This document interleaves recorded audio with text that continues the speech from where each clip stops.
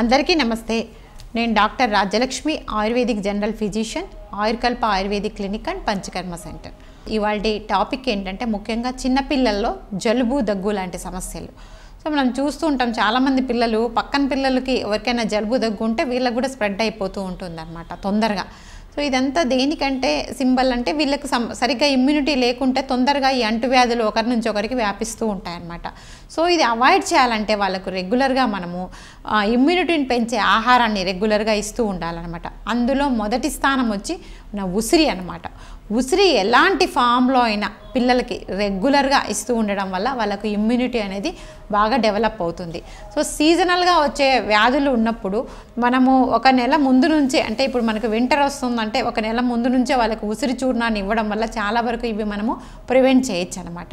పిల్ల కానీ మన పిల్లవాడు కానీ మనకి జలుబుతో ఇబ్బంది పడుతూ ఉన్నప్పుడు ముఖ్యంగా వాళ్ళకి ఫ్రెష్లీ ప్రిపేర్డ్ ఫుడ్ అంటే వేడిగా ల్యూక్వామ్గా ఉండే ఆహారాన్నే ఇస్తూ ఉండాలన్నమాట. అంటే ముందు రోజు మార్నింగ్ వండింది ఆఫ్టర్నూన్ అట్లా ఇవ్వకుండా వాళ్ళకి ఫ్రెష్గా ఎప్పుడప్పుడు ఫుడ్ ప్రిపేర్ చేసి ఇస్తూ ఉండాలి. అంతేకాకుండా పిల్లలు బయటికి వెళ్ళినప్పుడు ముఖ్యంగా వాళ్ళ చెవులు, ఈ తల అనేది కవర్ చేసి పంపిస్తూ ఉండాలన్నమాట.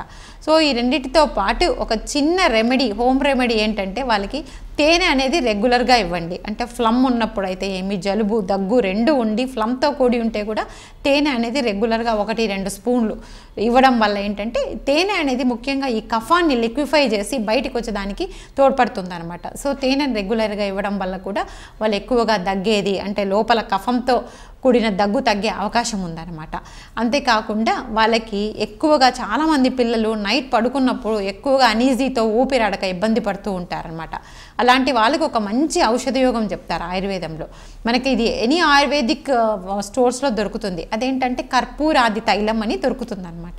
సో ఈ కర్పూరాది తైలం అంటే మీరు ఎలా విక్స్, వేపరబ్బ లాంటివి అప్లై చేస్తూ ఉంటారు కదా మదర్స్, సో అలాంటి దాని ప్లేస్లో ఈ కర్పూరాది తైలం రెగ్యులర్గా వాళ్ళకి చెస్ట్ పైన, బ్యాక్ సైడ్ మొత్తం అప్లై చేయడం వల్ల ఈజీ బ్రీతింగ్ ఉంటుందన్నమాట. నాసల్ కంజెషన్ అయితే ఏంటి, లోపల ఫ్లమ్ ఉండదు అంటే ఎయిర్వేస్లో ఏదైనా అబ్స్ట్రక్షన్ ఉన్నా కూడా అది తొలగిపోయి ఈజీగా వాళ్ళు బ్రీత్ చేసే అవకాశం ఉంది. దీనివల్ల ఏంటంటే నైట్ అంతా వాళ్ళు బాగా నిద్రపోతారు. సో వాళ్ళు బాగా నిద్రపోయినా కూడా తొందరగా వాళ్ళు హీల్ అయ్యే అవకాశం ఉంది ఈ జలుబు దగ్గు నుండి. సో ఈ చిన్న చిన్న చిట్కాలు పాటించడం వల్ల మనం పిల్లల్ని తొందరగా ఈ జలుబు దగ్గు నుంచి బయటకు పంపే అవకాశం ఉంటుందన్నమాట.